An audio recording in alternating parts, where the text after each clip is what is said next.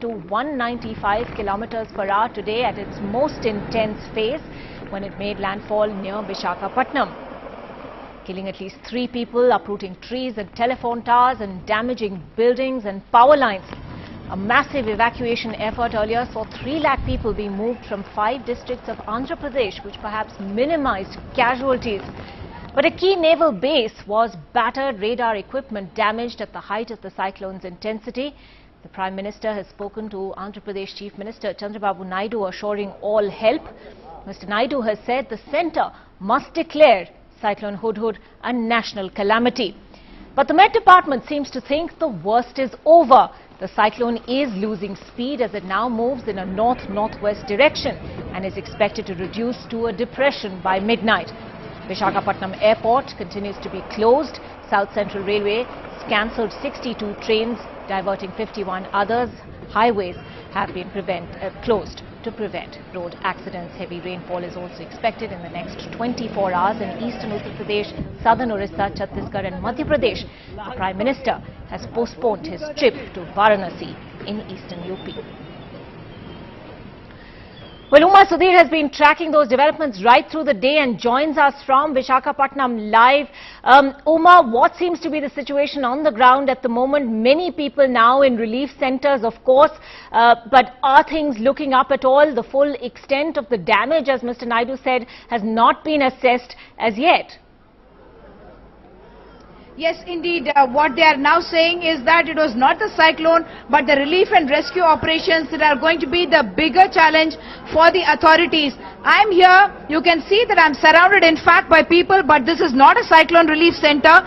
This is a road transport corporation complex right here in Visakhapatnam, where there are about 500 people stranded. They have been here since last night. No food, very, very small children, babies are here. There has been no milk, no water, no food at all for all these people. No official has come here, in fact, to find out what's happening. Of course, they were very, very busy trying to organize the cyclone camps and ensure that people stay in safety. The reason all these people are stranded here is also because there were no buses running since last night, and that became a very, very big issue for all of them. Many of them say that they did not actually know that such a big cyclone was going to hit, and what kind of havoc it is going to wreak, even that was not very clear to the people here.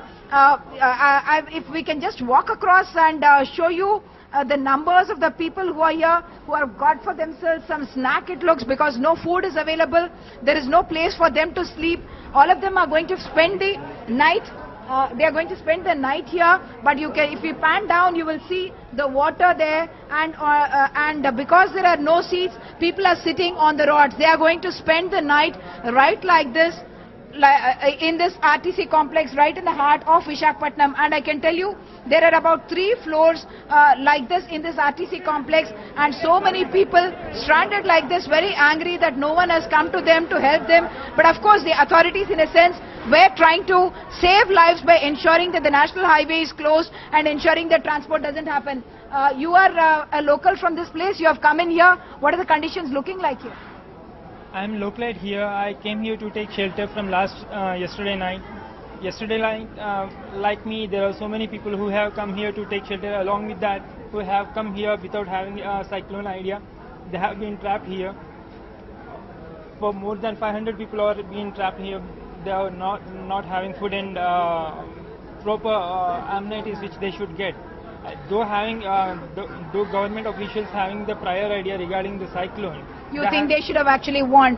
So many people like this. We are talking about heart of Visakhapatnam, but across the districts we are not yet got the reports of the kind of damage that cyclone Hudhud has wreaked on the people. But right through the morning, I and my camera person Nagraju were tracking every turn and twist that the cyclone was doing and what it was doing to the city of Vizag, that has always prided itself on being lucky and escaping every cyclone earlier. But this time it seems to have borne the brunt of Cyclone Hudhud. Uprooted trees on every road, billboards that went flying in the air, cell phone towers forced to bend backwards, owing to the fury of the wind as Cyclone Hudhud lashed the Andhra Pradesh coast centered around Visakhapatnam. Already 3 to 4 persons are died, that is initial report. We don't know exact position, only 2 were confirmed. But the communication we are lost now. This showroom rained fridge and other electronic gadgets on the road as the wind speed of up to 200 kilometers per hour smashed the glass panes. Along with Visakhapatnam, the other coastal districts of Srikakulam, Vijayanagaram and East Godavari reported maximum damage. It's a very windy cyclone. There's less of rain and more of wind. All through the day, it was drama at sea, high tension on the roads. Some people, though, wanted to make the best of a bad situation.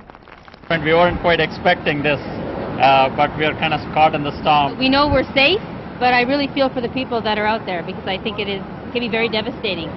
Night has fallen, but there is no respite from the rains and the wind is still howling. Visakhapatnam used to in the past count itself lucky that cyclonic storms would often give this city the miss. But this time round, the port city has borne the brunt of the storm. Reports are yet to come in from the interior areas on the kind of destruction that it has wreaked, but it is clear that it will take a while before life comes back to normal. In Visakhapatnam, with camera person